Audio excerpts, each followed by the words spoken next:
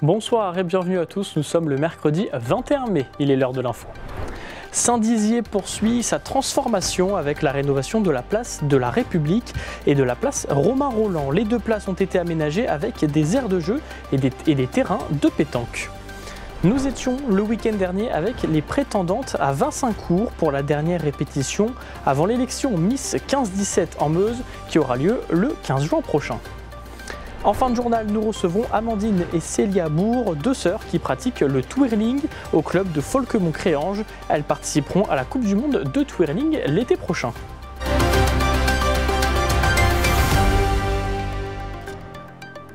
Le maire de Saint-Dizier, Quentin Brière, a inauguré la semaine dernière la rénovation de deux places, la place de la République dans le quartier de Lannou et la place Romain-Rolland dans le Verbois. Des dizaines d'habitants étaient présents car ce sont eux qui ont demandé ces rénovations.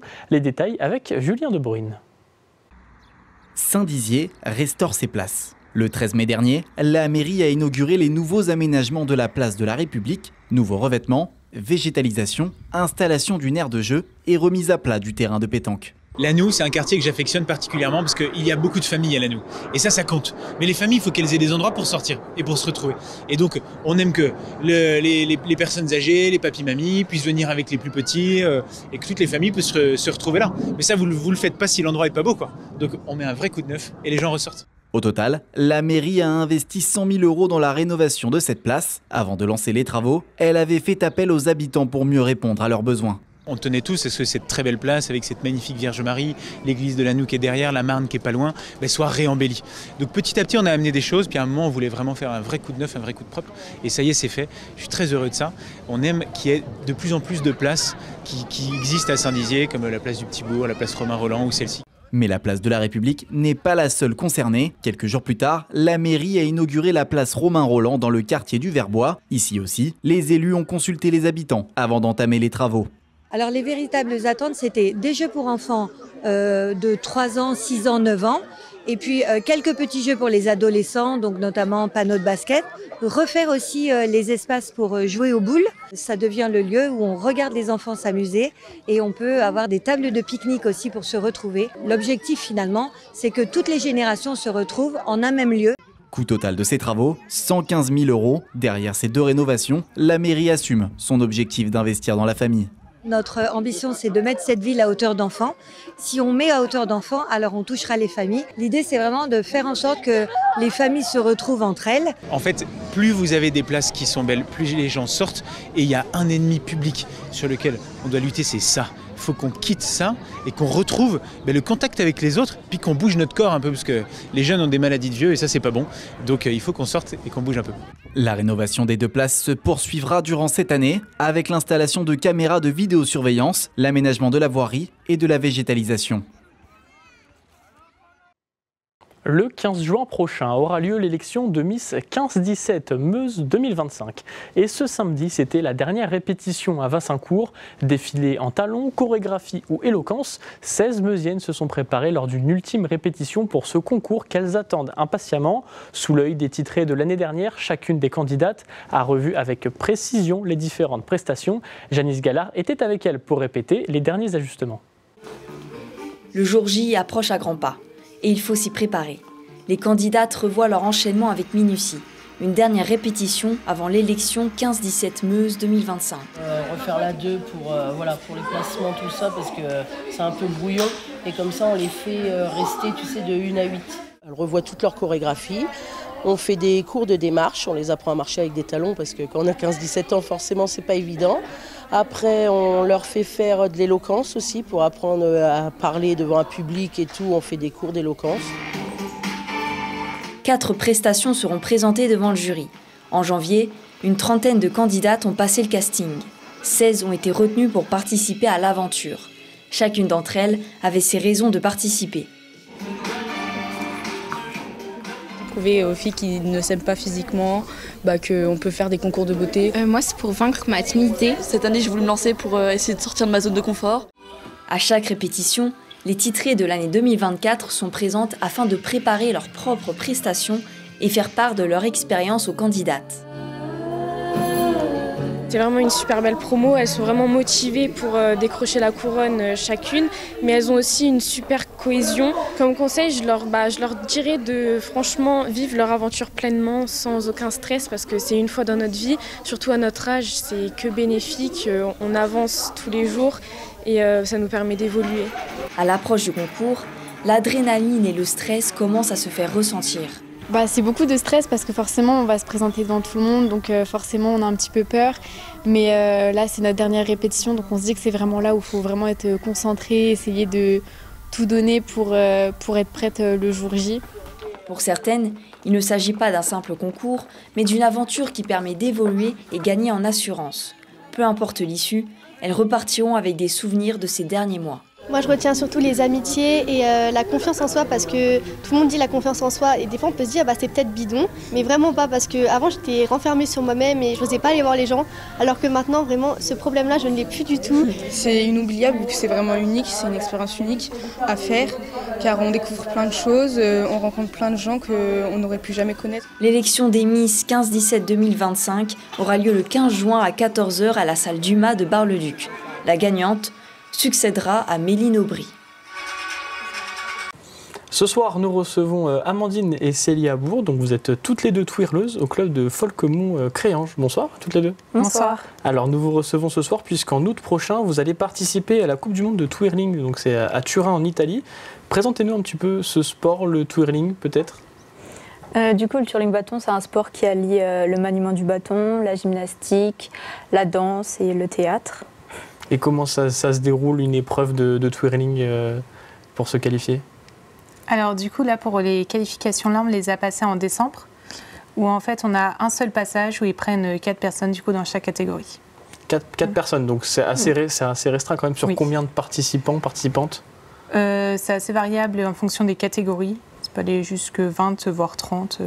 D'accord, donc et il y a énormément de catégories, c'est ça? Oui, c'est ça. Et donc il y a 2 systèmes de notation. Il y en a un qui est plus artistique, plus danse, et un autre qui est vraiment plus technique, c'est ça?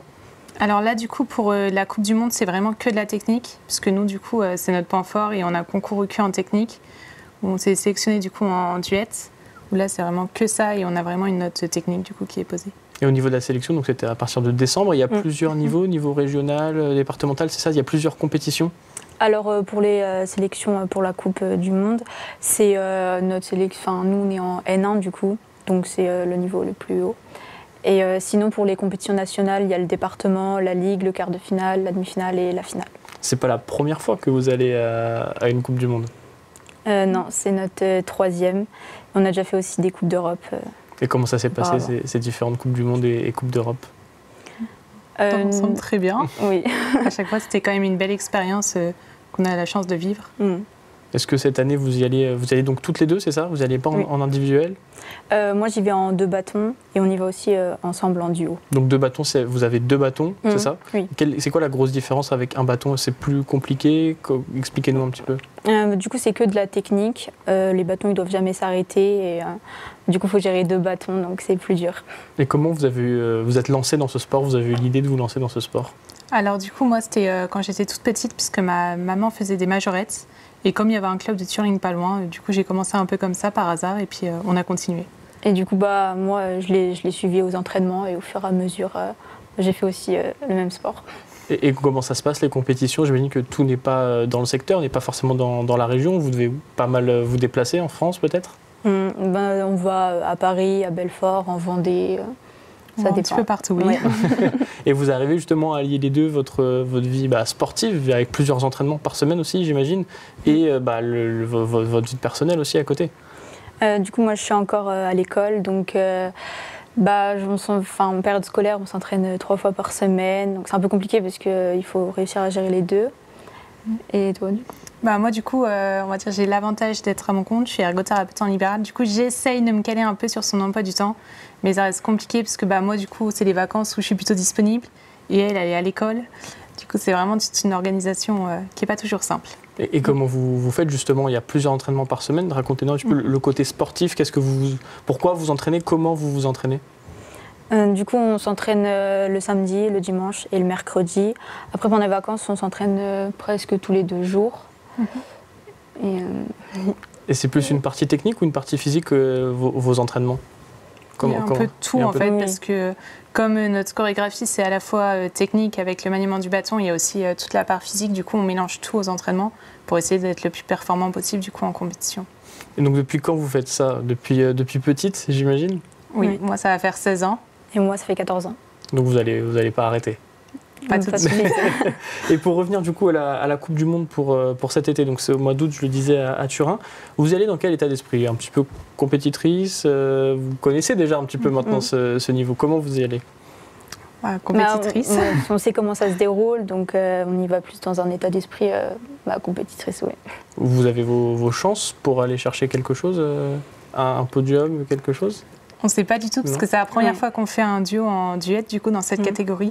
Donc on ne sait pas du tout comment on va se positionner face aux autres nations. On sait un peu en France comment on se positionne, mais par rapport aux autres nations, ça va être vraiment la découverte. Mais on espère quand même faire une bonne place et puis surtout pas avoir de regrets. Et donc en France, vous vous situez à quel niveau environ?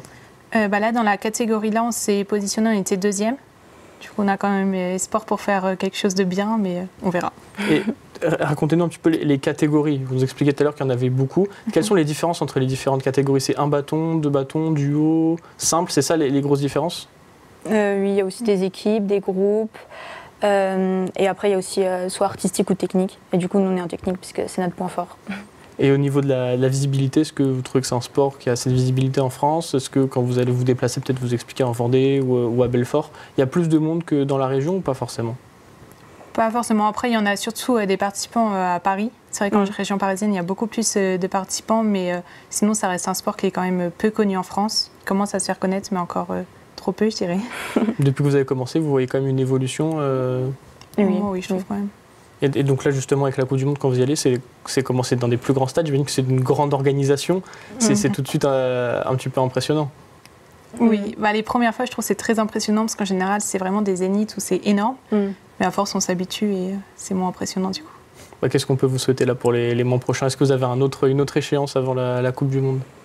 Non, c'est vraiment la prochaine.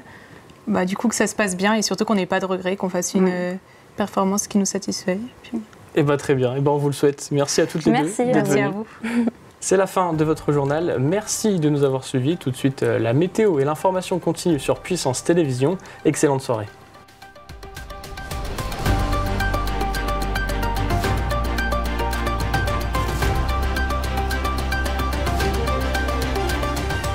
Toute l'actualité en continu à retrouver sur notre site internet et notre application mobile.